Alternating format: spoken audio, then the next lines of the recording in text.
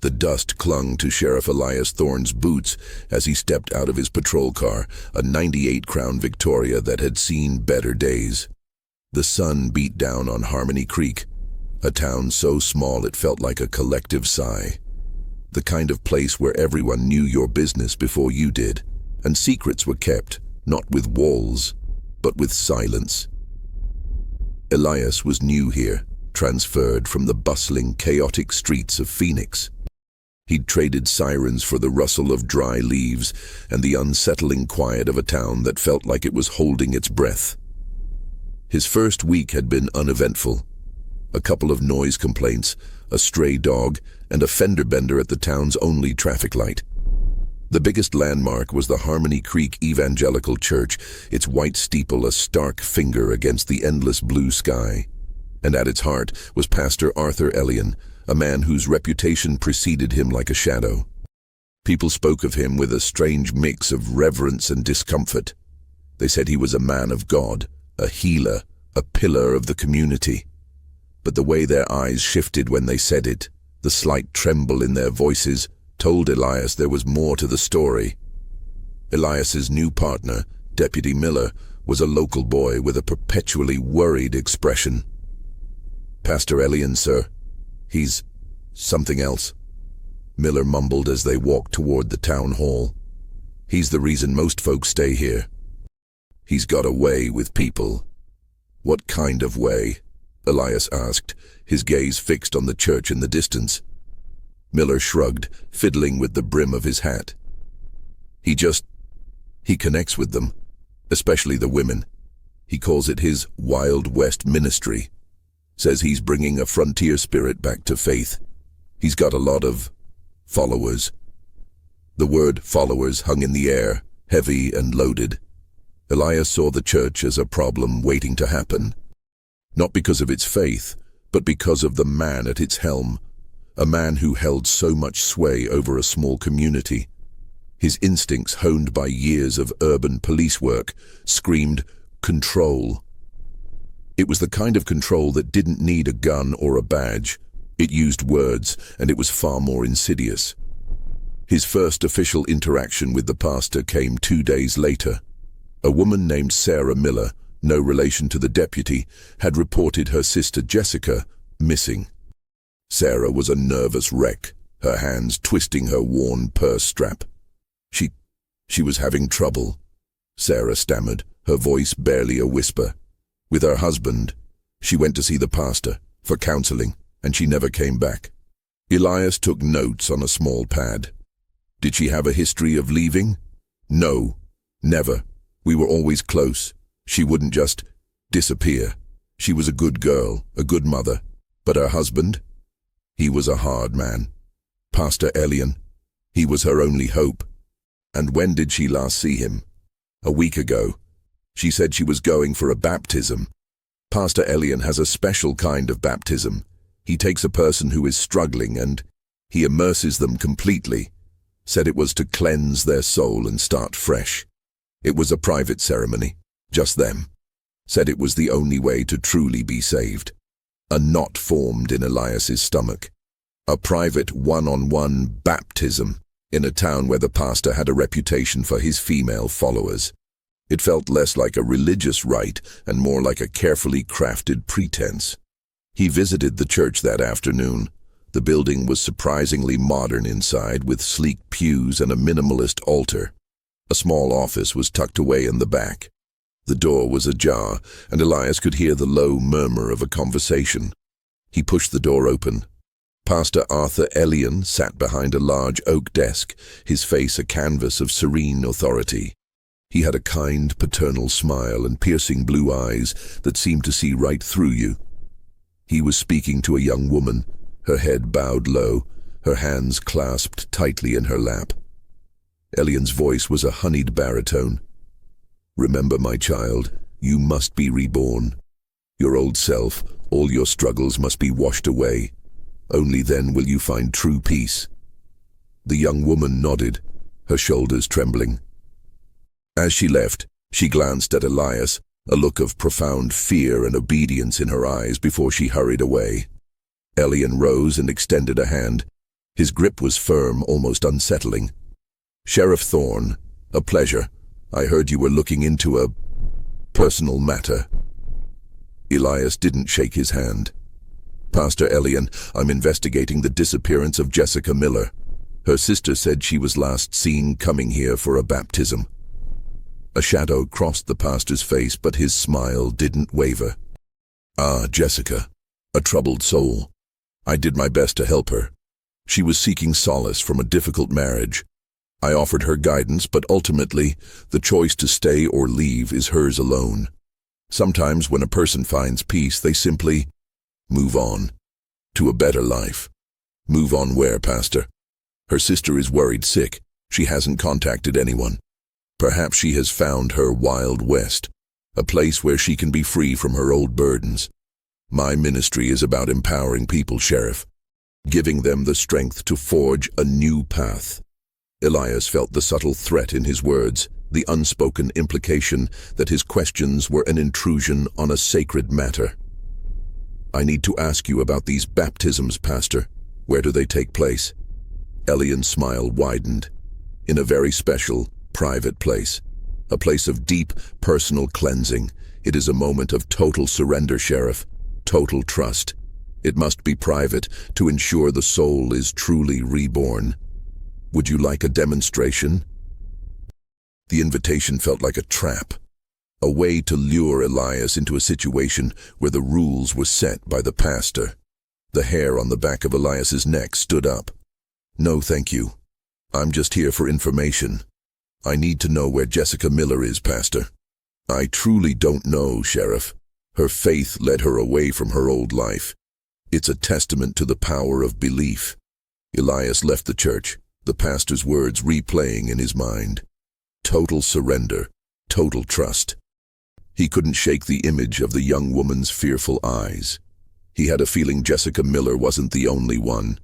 He needed to dig deeper to find the truth hidden beneath the town's placid surface. The Wild West ministry felt less like a place of salvation and more like a carefully constructed prison. And he was determined to find the key. This is just the beginning of a long and terrifying journey.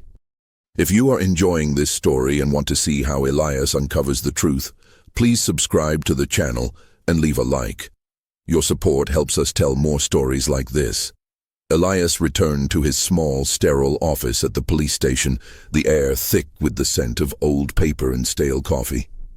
Deputy Miller was waiting for him, his face a road map of concern. "Did you talk to him, Sheriff? What did he say about Jessica?" "He says she moved on."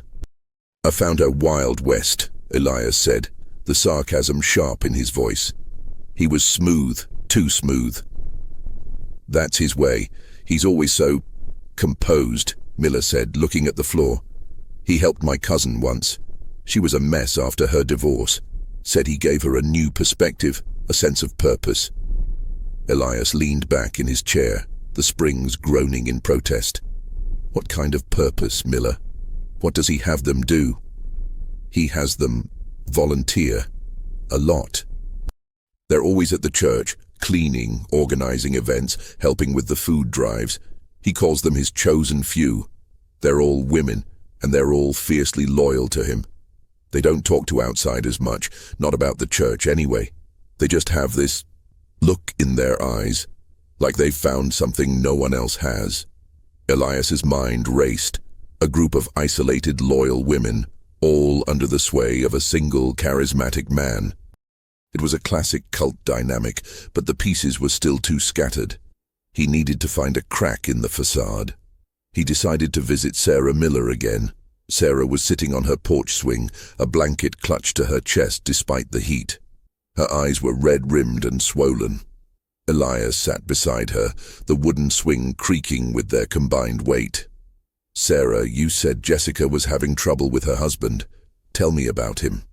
"Mark, he's a good man, really. He has a temper. He was drinking a lot. She was scared. That's why she went to Pastor Ellion.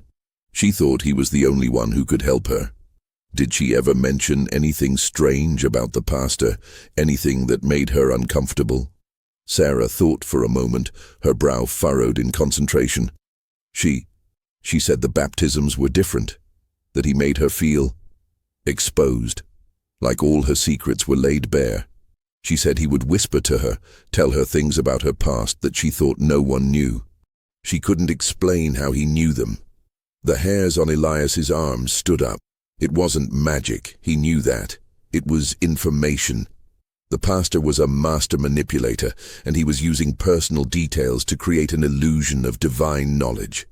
The information had to be coming from somewhere. Did anyone else go with her to these sessions? No, that was the thing. He said they were intensely personal, sacred. He told them that a baptism in the presence of others was a show, not a true cleansing of the soul. He said only he, as a vessel of God, could truly wash away their sins. Elias thanked her and left, his mind consumed with a single thought. How was Ellion getting this information? He needed to talk to more people, but he knew the town was a tight-lipped community, fiercely protective of its own. He spent the next few days in the dusty archives of Harmony Creek, poring over old town records, birth certificates, and marriage licenses. He found nothing that connected the pastor to the Miller family in a way that would give him privileged information. He felt like he was hitting a wall. On the fourth day of his investigation, he got a break. A woman named Maggie, who ran the town's small diner, approached him as he was paying his bill. She looked nervous, glancing around as if she feared being overheard. "Sheriff, I heard you were asking about Pastor Ellion's baptisms." "I am," Elias said, leaning in. "What can you tell me?" "My sister Lily. She's one of his chosen. She talks to me sometimes, but not about the important stuff. But I heard her on the phone once talking to another one of his followers. They were talking about the journal. They said Pastor Ellion had them write everything down. Every sin, every fear, every secret. He called it a confession for the soul. And he would tell them he was burning them afterward, but I don't think he was." Elias's heart pounded in his chest. A journal. It was a perfect diabolical system. He would have them confess their darkest secrets, their deepest fears, and then use that information to gain total control. It was psychological warfare disguised as spiritual guidance. "Where is your sister's journal now?" Elias asked, his voice low and urgent. Maggie shook her head, tears welling in her eyes. "She wouldn't tell me. She said it was a sin to talk about it. She's so different now, Sheriff. She's not my sister anymore. She's a stranger. She just obeys." Elias thanked her, his mind now a whirlwind of possibilities. The baptisms weren't just a physical ritual. They were a psychological one. The journals were the key. He needed to find them, to prove that Ellion was not a man of God, but a predator. The problem was, where would he keep them? In the church? At his home? He drove to the Harmony Creek Evangelical Church again, the white steeple now looking less like a symbol of hope and more like a tombstone. He parked his car and got out, the air heavy and still. The sun was beginning to set, painting the sky in shades of orange and purple. The church was empty, the doors locked. Elias walked around the perimeter, his eyes scanning every window, every nook and cranny. He found a small, unmarked shed behind the main building, its door secured with a heavy padlock. He tried the handle, but it was solid. He peered through a small, grimy window, but the interior was too dark to make anything out. He knew he needed a warrant, but he couldn't get one based on a hunch and a nervous woman's whisper. He needed something more, something concrete. He decided to return to the police station. As he drove away, he saw a figure emerge from the shadows. It was Pastor Ellion, standing by the side door of the church, watching him go. Ellion didn't wave, didn't smile. His face was a mask of cold, calculating power. And in that moment, Elias knew for sure he was not dealing with a man of faith, but a man of sinister secrets. And he was being watched.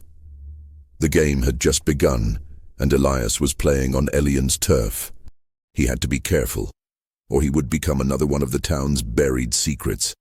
Elias couldn't shake the image of Pastor Ellion's cold, calculating stare. It was a warning, a silent declaration of war. He knew he had to tread carefully. The town was small, and word traveled fast. He couldn't risk tipping his hand and giving the pastor a chance to hide or destroy evidence. He decided to change his approach. Instead of a direct confrontation, he would use the town's own habits against it. He started frequenting Maggie's diner, not just for the food, but for the gossip. He listened to the quiet whispers, the subtle glances, the unsaid things. He learned that Pastor Ellion's schedule was as predictable as the sunrise. He had a private counseling session every Tuesday evening with his most devout followers, the chosen few. Elias realized this was his chance. He needed to get inside the church, not through force, but through stealth. He needed to find that shed, or better yet, the journal. But a police officer breaking and entering would be a PR disaster and a legal nightmare. He needed an accomplice, someone who could get close to the church without arousing suspicion. He thought of Deputy Miller. He was a local, he knew the lay of the land, and he was loyal. But he was also terrified of the pastor. Elias decided to take a risk. He asked Miller to meet him at the station late at night under the guise of an important case review. When Miller arrived, Elias laid out his suspicions. "I think Pastor Ellion is holding these women emotionally and psychologically hostage, Miller. I think he has a journal filled with their darkest secrets, and he's using it to control them. He's a predator, not a man of God." Miller's face went pale. "Sheriff, are you sure? The pastor? He's a good man. My family has known him for years." This is crazy. "Is it?" Elias challenged. "Jessica Miller is missing, and she's not the only one. How many other women have moved on and simply vanished from this town? Think about it, Miller. You're a local. You know the gossip. How many women have you seen fall under his spell and then suddenly disappear from the social scene?" Miller thought for a moment, his eyes wide. There was the librarian, and the baker's wife, and the girl who worked at the pharmacy. They all just stopped showing up. Everyone said they were finding a better path or devoting themselves to the church. I never thought much of it. "Exactly," Elias said, his voice low and urgent. "He's making them disappear, Miller. Not physically, but socially. He's isolating them, cutting them off from their friends and family. That's how control works. He's building a fortress around them, and the foundation is their secrets." He showed Miller the evidence he'd gathered. Sarah Miller's testimony about the private baptisms, Maggie's whisper about the journal, and his own observations of the pastor's manipulative behavior. Miller was still hesitant, but the doubt had been planted. "I need your help," Elias said. "I can't go in there myself, but you can. You're a local. You have an excuse to be there. I need you to go to the church, find that shed, and see what's in there. I'll be your backup. We'll do it on Tuesday during his counseling session. He'll be distracted." Miller swallowed hard, his hands trembling. "Sheriff, if we get caught, this could ruin us. Or it could save people," Elias countered. "Your cousin, Miller, your family, your town. Is it worth the risk to find the truth?" Miller's resolve solidified. "Okay, I'll do it. But we have to be careful. The man has eyes everywhere." On Tuesday evening, the humid air was heavy with the promise of a storm. Elias and Miller sat in an unmarked car a block away from the church, their hearts pounding in unison with the rumble of distant thunder. They watched as the women, one by one, entered the church, their faces serene and blank.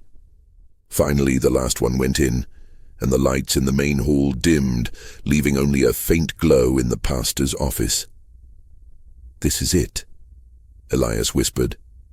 "Get to the back of the church. Find that shed. I'll be in contact on the radio. Be quick. Be quiet." Miller got out of the car, his movements stiff and unsure. He walked around the church, his form a ghost in the deepening twilight. Elias watched him, his hand on the radio, his heart in his throat. A few minutes later, Miller's voice crackled through the earpiece. "I'm at the shed, Sheriff. The lock is old, but it's solid. I can't break it." Elias cursed under his breath. He had a plan B. "Okay, Miller, go around to the back window of the church, the one to the pastor's office. He has to be in there with the women. It's the only place he can hold a private session." Miller's voice was shaky. "Sheriff, I don't know. This feels like a bad idea." "It's the only idea we have," Elias said, his voice firm. "Trust me. Now go." A few moments of tense silence passed, broken only by the crackle of the radio and the distant thunder. Then Miller's voice returned, a breathless whisper. "I'm in, Sheriff. The window was unlocked. I'm in the office. It's empty. They're not here." A chill ran down Elias's spine. Where were they? The lights in the office were on. The pastor's desk was littered with papers, but there was no sign of the group. "Look around, Miller. Find something. Anything." Okay, I see it." Miller's voice was a ragged gasp. "There's a bookcase behind the desk. It's a fake. The books are glued to a wooden panel, and there's a keypad behind it, a keypad and a door." Elias's mind reeled. A secret room. The private special place for the baptisms. "Can you get it open, Miller?" "I don't know the code. Wait. There's a piece of paper on the desk. It has numbers on it. I'll try it." Elias held his breath, his knuckles white against the steering wheel.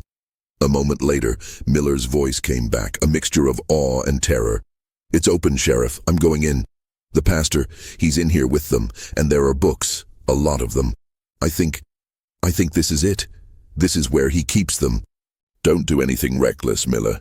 Just get a picture, get one, and get out." "Okay."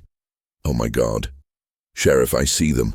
They're all sitting on the floor in a circle. They're all crying. He's talking to them. He's holding a small glass bottle. I can't see what's inside, and he's holding a book. A journal. He's reading from it. Oh my God, he's reading her secrets out loud." Elias felt a surge of cold fury. This wasn't a spiritual cleansing. It was a public humiliation. A way to break them down completely, to make them dependent on him. He felt the sickening weight of the truth settle over him. This was about power, control, and emotional abuse. "Miller, get out of there, now," Elias ordered, his voice low and urgent. "Wait, Sheriff. I just saw something. There's a woman here. She's not one of them. She's tied to a chair. Her mouth is taped shut. Sheriff, it's Jessica Miller." Elias's blood ran cold. He had to act. "Miller, I'm coming in. Don't do anything. Just get a picture and hide."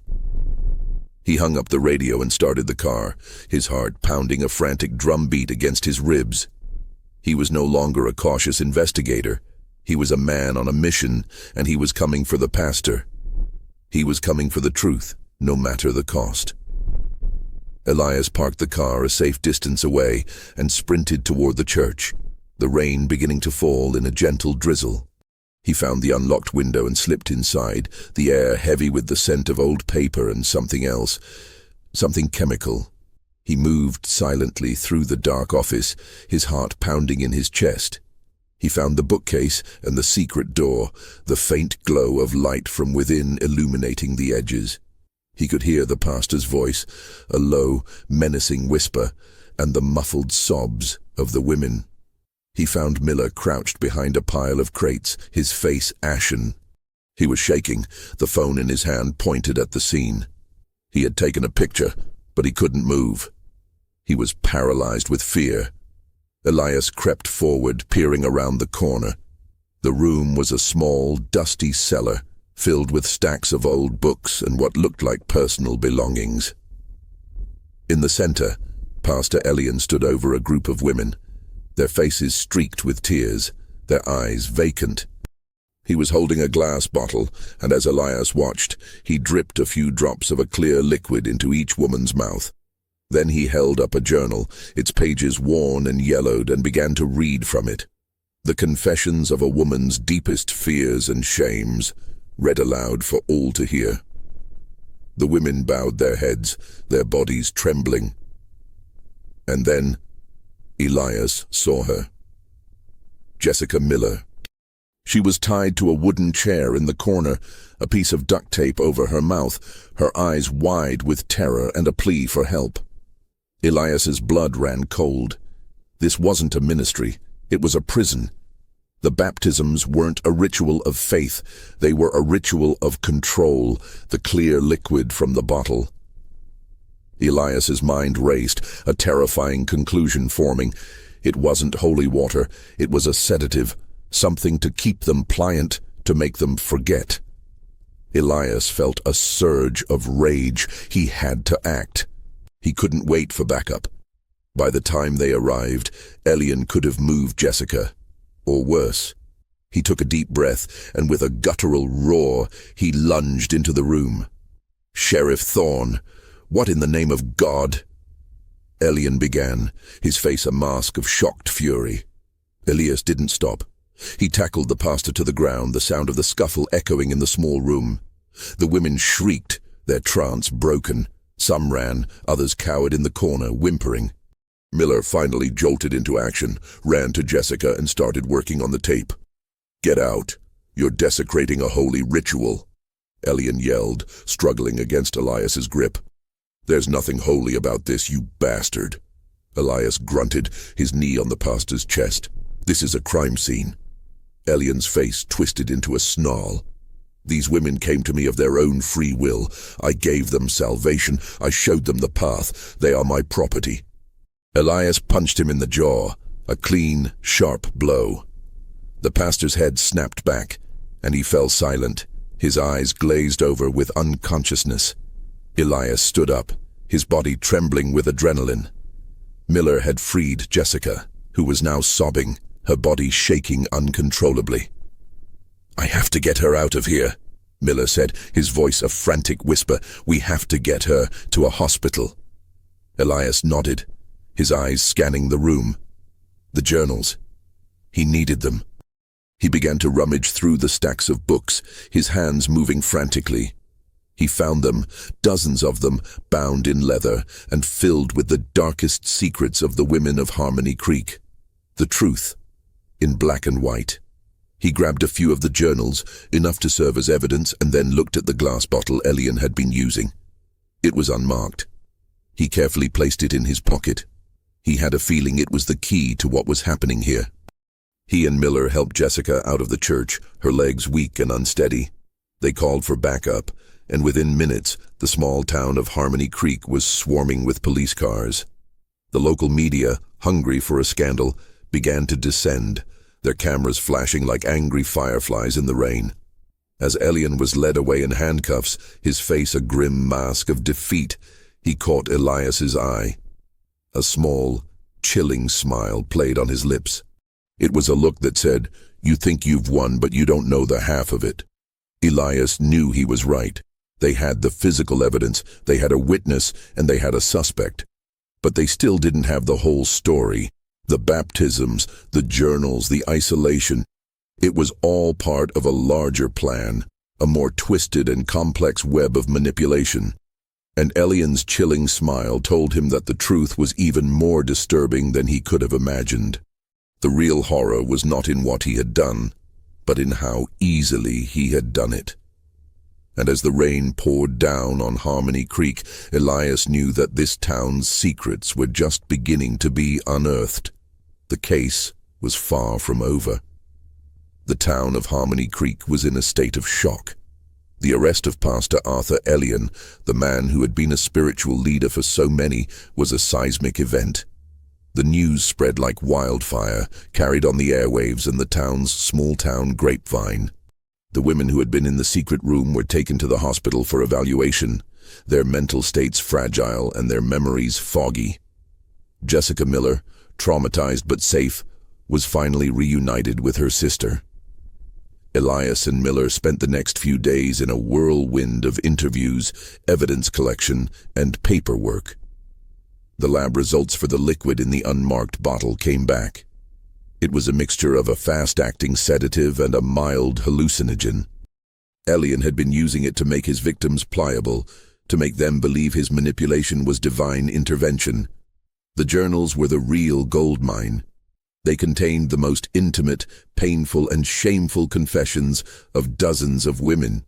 Ellion had them write down everything, from childhood traumas to marital problems, from financial anxieties to secret desires.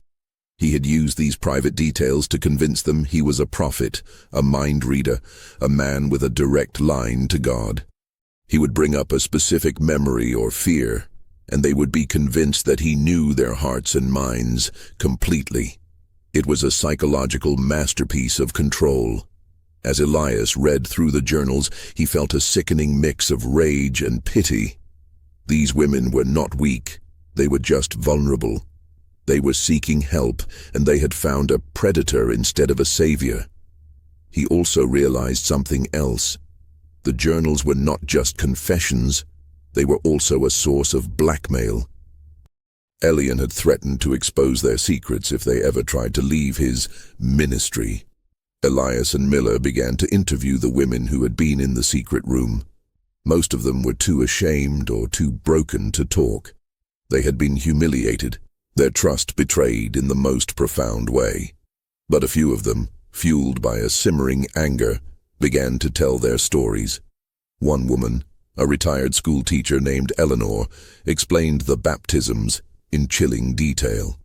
"He would make us take our clothes off," she whispered, her voice a ragged thing. "He said we had to be completely naked before God, with nothing to hide. Then he would drip the holy water on us. He would whisper things from my journal, about my husband's infidelity, about my fear of getting old. He made me feel like God was speaking directly to me, forgiving my sins and freeing me from my burdens. It was a complete surrender." Elias's stomach twisted. It wasn't just a psychological game, it was an act of profound, calculated violation. The nakedness wasn't just physical, it was spiritual. Ellion had stripped them bare of their defenses, their dignity, and their will. The media coverage was relentless. The national news picked up the story, and reporters from major outlets descended on Harmony Creek, turning the quiet town into a media circus. The local community was split. Some were furious at Ellion, feeling betrayed and used. Others, still under his spell, refused to believe he was guilty. They held vigils outside the police station, chanting his name and calling for his release. "He's a man of God, it's a conspiracy," they shouted. "The devil is at work." Elias knew this was a long game. Ellion had built a powerful psychological fortress, and it would take time to dismantle it. The legal case was strong, but the fight for the hearts and minds of the community was just beginning. He decided to visit the pastor in jail. He walked into the sterile visiting room, the air thick with the smell of disinfectant and despair. Ellion sat on the other side of the glass, a placid, almost beatific smile on his face. He looked like a man who had already won. "Sheriff Thorne, I knew you'd come," Ellion said, his voice calm and unruffled. "You've made a terrible mistake. You've taken me away from my flock. They need me. They are lost souls wandering in the wilderness." "You're a sociopath, Ellion," Elias said, his voice low and tight. "You're not a man of God. You're a predator. You used these women's trust and vulnerability for your own sick pleasure." Ellion's smile widened. "Pleasure? No, Sheriff. Power. It was always about power. You see, these women, they came to me broken. They were looking for a leader, someone to tell them what to do, what to think. They craved control, and I gave it to them. I was their salvation. And you, Sheriff, you took that away from them. You've left them stranded, adrift in a world they no longer know how to navigate." Elias felt a cold dread settle in his stomach. Ellion was right. He had broken the spell, but he hadn't given them an alternative. He had left them with a gaping hole where their faith and their purpose used to be. The emotional and psychological damage was profound. "And you still don't have the whole story, Sheriff," Ellion continued, his eyes glinting with a chilling triumph. You think you found all the secrets? But you haven't. The real power isn't in what I did. It's in who I was. I was a vessel of the community's darkest desires. The desire for a hero, for a leader, for a god. And as long as that desire exists, there will always be another like me. I'm just the beginning. Elias felt the chilling weight of his words. Ellion wasn't just a single case. He was a symptom of a deeper, more insidious problem. The people of Harmony Creek, in their desperation for something to believe in, had created a monster. And now that monster had been unmasked. But the fear and the vulnerability that had fed him still remained. The story was far from over. The trial of Pastor Arthur Ellion was a media spectacle. The courtroom was packed with reporters, local townspeople, and his remaining followers, who still held signs proclaiming his innocence. The prosecution, led by a no-nonsense district attorney from the next county, presented a mountain of evidence. The journals, the lab reports, and the tearful testimony of the victims. Ellion, however, remained calm and composed, his face a mask of serene defiance. He had a top-tier lawyer, a slick city professional, who portrayed him not as a criminal, but as a misunderstood spiritual leader, a man who had pushed the boundaries of traditional faith to help his flock. The defense argued that the women were willing participants in a non-traditional form of therapy, that the sedative was a placebo, and that the journals were simply a form of spiritual cleansing. Elias was called to the stand. He testified with cold, hard facts, detailing the timeline of Jessica Miller's disappearance, the discovery of the secret room, and the chilling contents of the journals. He was a rock of credibility, but the defense attorney, a man named Sterling, tried to chip away at his credibility. "Sheriff Thorne," Sterling said, his voice a smooth, venomous purr. "You had a pre-existing bias against my client, didn't you? You came to this town with a preconceived notion that he was a cult leader. You were looking for a problem, and you found one." "I was investigating a missing persons case," Elias said, his voice steady. "The evidence led me to Pastor Ellion." "And you broke into his church without a warrant, with a deputy who was a local boy, scared out of his wits," Sterling countered, his voice rising. "Isn't that true? You manipulated a young man to do your dirty work because you knew that your actions were illegal." "I took a calculated risk to save a woman's life," Elias said, his eyes fixed on Sterling. "And it paid off. Jessica Miller is alive today because of it." The defense attorney, however, had planted a seed of doubt in the minds of the jurors. The case was strong, but the legal battle was messy. Days turned into weeks. The trial was long and grueling.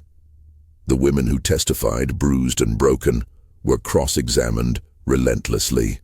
Their every vulnerability was exposed, every private moment made public. It was a second humiliation, and Elias could see the toll it was taking on them. Then a new witness came forward. Not a victim, but a former friend of Pastor Ellion's from his younger days. His name was Thomas, and he had a business in the next town over. He had read about the trial and had a feeling he knew something that could help. He met Elias and Miller in a quiet corner of the courthouse. He was a small, nervous man, his hands twisting a worn baseball cap. "I knew Arthur back in college," he said, his voice barely audible. "He was a psychology major. He was obsessed with human behavior, with what makes people tick. He was always talking about control, about how easy it was to manipulate people if you just knew their deepest fears and desires. He called it the art of confession." Elias felt a jolt of recognition. It all made sense now. Ellion wasn't a spiritual leader who had gone rogue. He was a manipulator who had used a spiritual guise to fulfill his need for power. The Wild West ministry wasn't a religious movement. It was a psychological experiment. "Did he ever talk about using these methods on a large scale?" Elias asked, his voice low. "Oh yeah," Thomas said, nodding his head. "He said that religion was the perfect vehicle for control. that people were so desperate for a higher power, for meaning, that they would give up their free will to a man who promised them salvation. He said he was going to build an empire, one soul at a time. Elias and Miller thanked him, and they immediately informed the DA. The DA, however, was hesitant to call him to the stand. "It's anecdotal," she said. "It's a friend's testimony from college. The defense will tear him apart. They'll say he's a disgruntled acquaintance, trying to get his 15 minutes of fame." Elias disagreed. "It's not just a story, it's the motive. It explains everything. It proves that this wasn't some kind of religious fanaticism. It was a calculated, cold-blooded plan." The DA finally relented, and Thomas was called to the stand. He testified with quiet conviction, his story painting a chilling picture of Ellion's obsession with psychological manipulation. The defense attorney, Sterling, did exactly what the DA predicted. He attacked Thomas's credibility, calling him a liar and a disgruntled old friend. But Thomas had one more thing to say. "Arthur had a favorite saying," he said, looking directly at the jury. He said, "The greatest lie you can tell a person is that they are free when they are not." The courtroom fell silent. Elias felt a chill run down his spine. Ellion, sitting at the defense table, had lost his placid smile. His eyes were wide with a flicker of panic. Thomas's testimony had hit its mark. It wasn't about the law anymore. It was about the truth. The jury deliberated for 3 days. Elias and Miller waited in the courthouse, their nerves on edge. The fate of Harmony Creek and the fate of the women who had been broken by Ellion rested in their hands. The world was watching, waiting to see if justice would be served. The courtroom was silent, the air thick with anticipation. The jury filed in, their faces a blank slate. Elias's heart pounded against his ribs. He looked at Ellion, who was still placid, still confident, but the tremor in his hands, barely noticeable, told Elias that the facade was cracking. The foreman stood, and the judge, a stern woman with a no-nonsense demeanor, asked for the verdict. "On the charge of false imprisonment, we the jury find the defendant, Arthur Ellion, guilty." A gasp rippled through the courtroom. A few of Ellion's followers began to cry. "On the charge of assault with a deadly weapon, we the jury find the defendant, Arthur Ellion, guilty." Another gasp. The deadly weapon was the sedative, the substance that had stripped the women of their free will. "On the charge of psychological abuse, we the jury find the defendant, Arthur Ellion, guilty." And finally, the last charge, the most important one. "On the charge of kidnapping, we the jury find the defendant, Arthur Ellion, guilty." A roar erupted in the courtroom. It was a mix of triumph, relief, and anger. Ellion's face for the first time broke its placid mask. He was a portrait of cold, furious rage. He lunged at Elias, but the bailiffs were too fast. They tackled him to the ground and he was dragged out of the courtroom, kicking and screaming, his voice a guttural, inhuman sound. Elias felt a wave of relief wash over him. It was over. Justice had been served. He looked at Jessica Miller, who was sitting in the front row with her sister, tears of relief streaming down her face. She looked at Elias, and in her eyes he saw a silent thank you. He and Miller walked out of the courthouse, the media swarming them, their questions a chaotic symphony of noise. Elias didn't answer them. He just wanted to get back to Harmony Creek, to the quiet, dusty town that he now knew was anything but. The conviction was a landmark moment for the community, but it wasn't the end of the story. The physical prison was gone, but the psychological one remained. The women who had been broken by Ellion were still fragile, their trust in the world shattered. They needed to heal, and that would be a long and difficult process. Elias and Miller began to work with a team of social workers and psychologists, helping the women navigate their trauma. They created a support group, a safe space for them to talk, to share their stories, and to begin to rebuild their lives. Elias was there every step of the way, not as a police officer, but as a friend. He also started working with the rest of the community, trying to bridge the gap between those who saw Ellion as a criminal and those who still saw him as a saint. It was a slow and painful process. There were still protests outside the police station, and Elias was still called a devil's servant by some of the townspeople. But he knew that the truth, no matter how painful, had to come out. The case of Pastor Ellion was a powerful lesson for Elias. It taught him that the most dangerous criminals are not the ones who use brute force, but the ones who use words. They are the ones who can take a person's free will without them even knowing it. And it taught him that even in the quietest, most peaceful-looking towns, there can be a darkness lurking just beneath the surface. He and Miller had done their job. They had unmasked a monster. But the real work, the work of healing a broken community, was just beginning.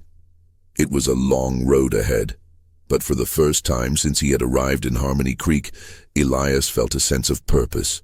He was no longer just a cop. He was a protector, a guardian of the truth, and a shepherd for a flock that had lost its way. This is the climactic moment, but the story isn't over yet. The journey of these characters continues, and the consequences of Ellion's actions ripple through the community. If you have been on this journey with us and want to see how this story concludes, please subscribe and leave a like. Your support makes it possible for us to tell more stories like this one. The trial and conviction of Pastor Arthur Ellion did not bring the immediate peace that Elias had hoped for. In fact, it unleashed a new wave of fear and paranoia in Harmony Creek. While many were relieved, a significant number of his followers remained fiercely loyal, convinced that he was a martyr and Elias was a puppet of a larger, sinister conspiracy. The chosen few, the women who had been in the secret room, were a particular concern. Many of them had lost their families and friends in the aftermath of the revelations. They were seen as broken, damaged, and in some cases even as accomplices. The psychological damage was immense.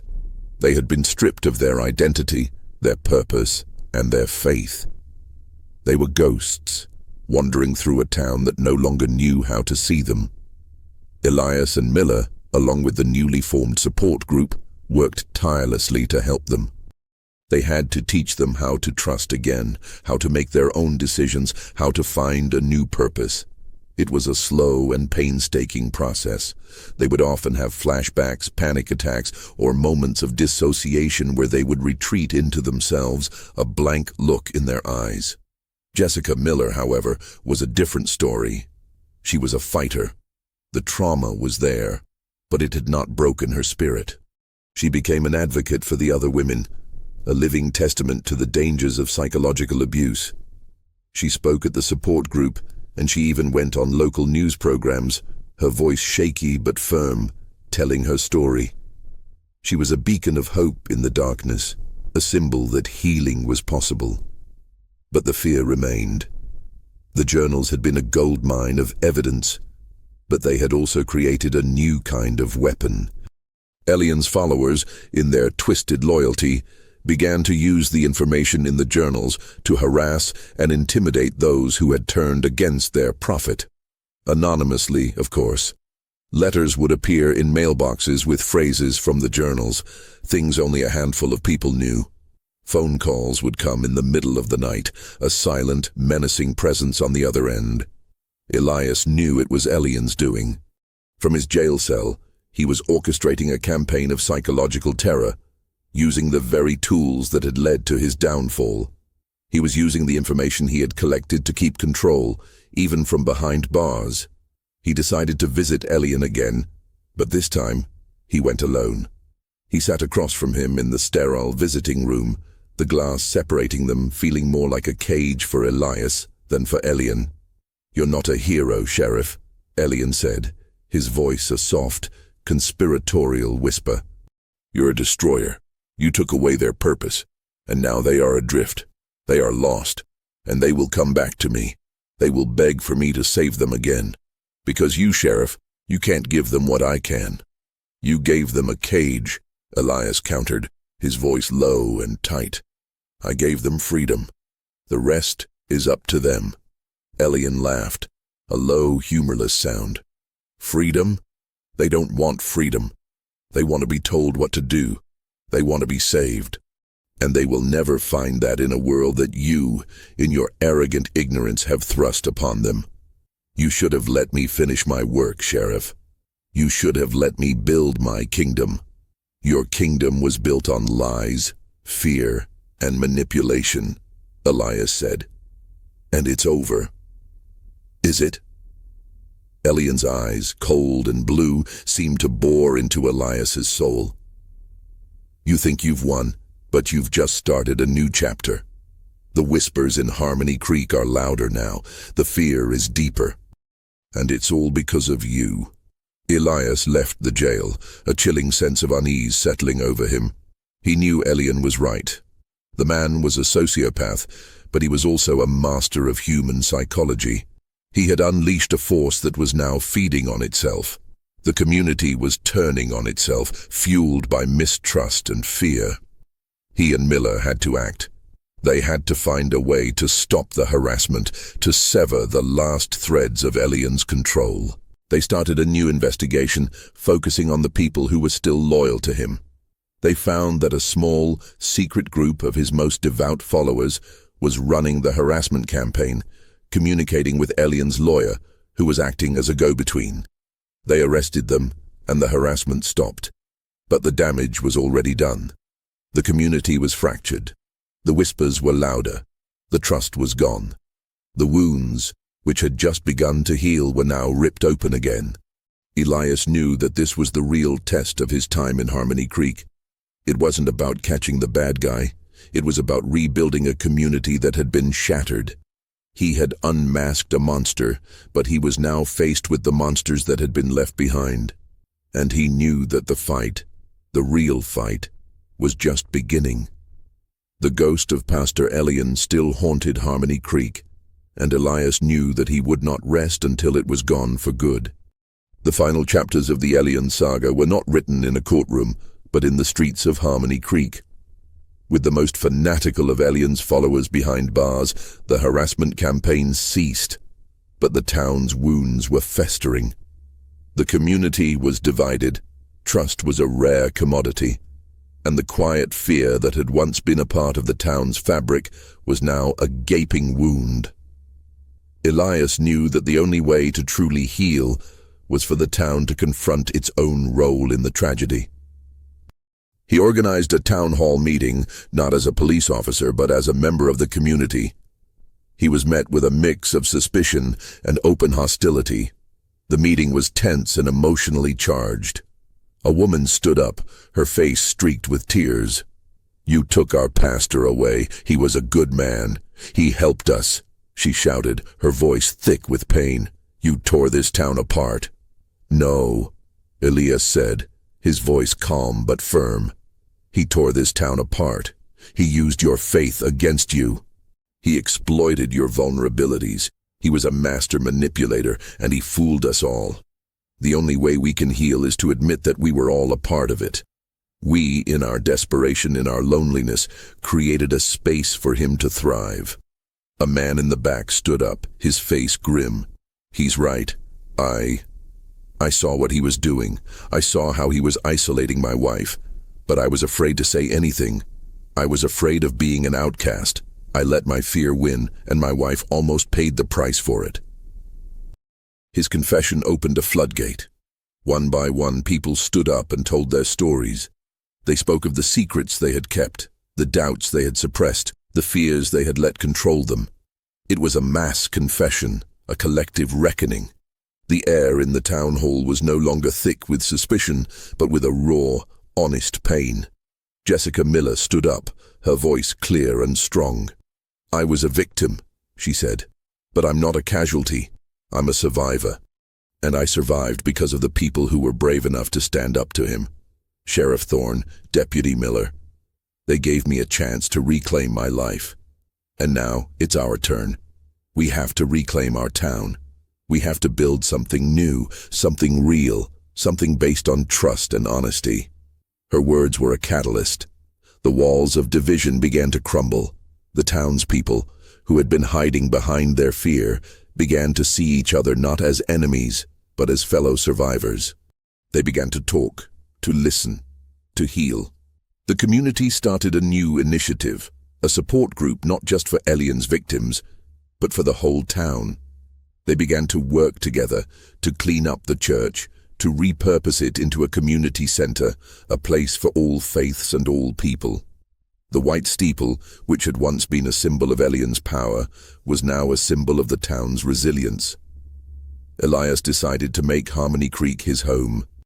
He had come here as an outsider, but he had found a new purpose, a new family. He had come here to solve a case, but he had ended up becoming a part of the town's story.